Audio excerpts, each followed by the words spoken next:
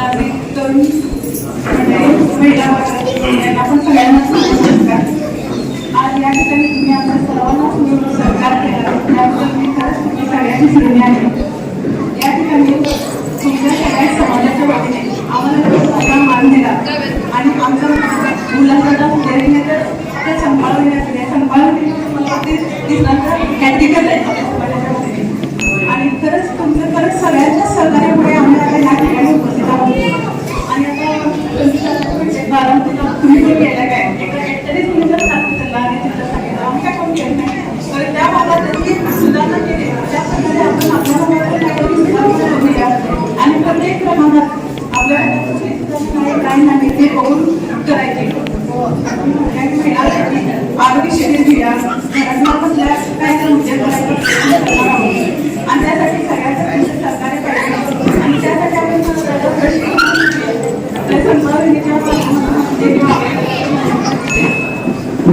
आणि या ठिकाणी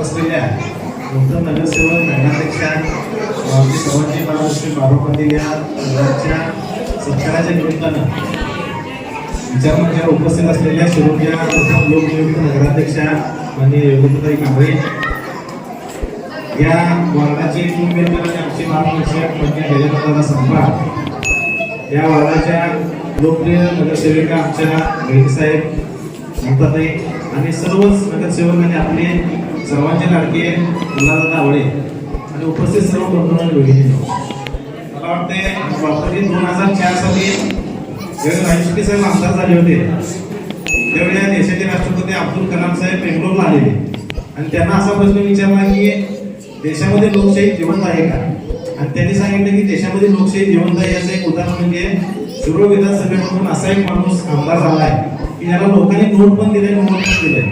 त्याच्यानंतर मला वाटतं गेल्या 20 वर्षांमध्ये लोकांनी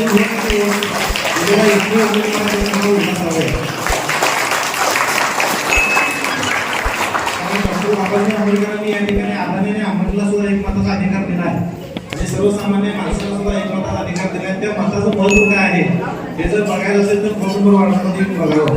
कारण जेव्हा इलेक्शन जाहीर झाले तेव्हा त्या योग्यताई आमच्या क्लासमेट असल्यामुळं दादा चर्चा व्हायची की सुरुवातीला जेव्हा त्यांच्या घरातली सीट निघाली त्यावेळी उभा राहायचं का नाही याबद्दल सुद्धा संभ्रम होता. सतीशवर होणार आहे म्हणजे एवढ्या कोणत्या सीट समोर उभा राहायचं का नाही हा प्रश्न असताना त्यांच्या घरातली सीट वारणामध्ये पाडणं हे काय साधारण गोष्ट लक्षात ठेवा.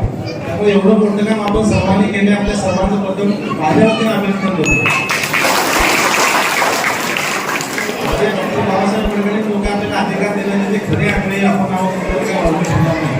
आणि आपण सर्वांनी मिळून या ठिकाणी आमचा सत्कार केला आणि खरं म्हणजे आजचं वातावरण जर बघितलं झालं तर अतिशय घाणेरडं प्रथम सर्व लोकांनी आम्हाला कारण वार्ड नंबर कोणत्याही निवडणुकीमध्ये आमचे नवीन मित्र उल्हास ओळे यांनी घेतले लोक बाहेर चर्चा करत होती की बाबा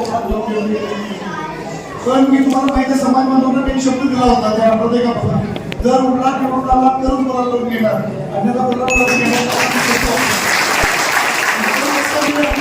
तुमच्या आशीर्वादावर तुमच्या प्रेमाला आपली संस्कृती मिळलेलं आहे. तुम्ही आज वेळा मला तुम्ही आपल्या लहान भाऊ मोठा भाऊ म्हणून मला सांभाळ घेताय. मी माझी तुम्हाला भावकी समजते तुम्ही मला भावकी म्हणून स्वीकारून घेताय.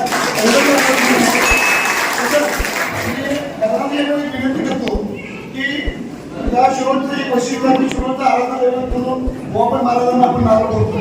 कुठल्याही समाजाचं कुठलीही निवडणूक असली लोकसभा असली विधानसभा असली जिल्हा परिषद असली पंचायत असली ग्रामपंचायत नारळ पडायचा आणि संघटनेमध्ये फिरायचं अशी सुरुवात असते. तर मॅडम तुम्हाला विनंती करतो तुमच्या कामाची सुरुवात फक्त संघटनेनं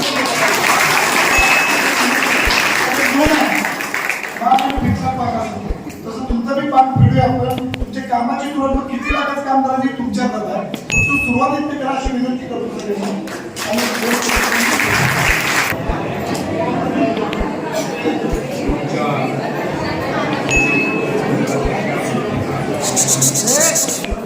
शिरोळच्या ऐतिहासिक पंचवार्षिक निवडणुकीमध्ये आपण आमचे जरी लहान असले तरी आमचे नेते पृथ्वीराज यादव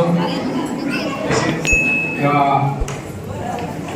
लोकसभा मतदारसंघाचे माजी खासदार शेट्टी साहेब, दत्तकाका समाजाचे सर्वेसर्वा दादा पाटील आणि या कोल्हापूर जिल्ह्याचे नेते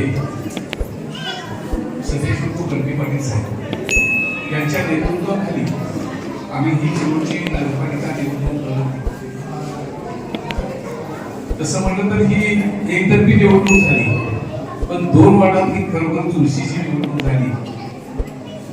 या निवडणुकीमध्ये मला बरेच लोक म्हणत होते की फक्त गजानन तेवढा येणार, पण ज्यावेळी यांच्या उदयला मी भेटत होतो त्यावेळी उदय म्हणत होता मला, बाकी काही झालं तरी चालेल, पण ह्यावेळा आमचा उल्हासावर येणार.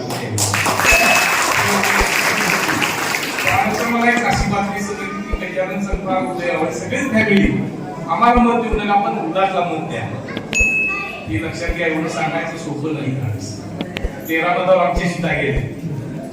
ह्याचं खरोखर संपर्क आणि तुमच्याशी असलेलं नातं गेली 10 वर्ष मला वाटते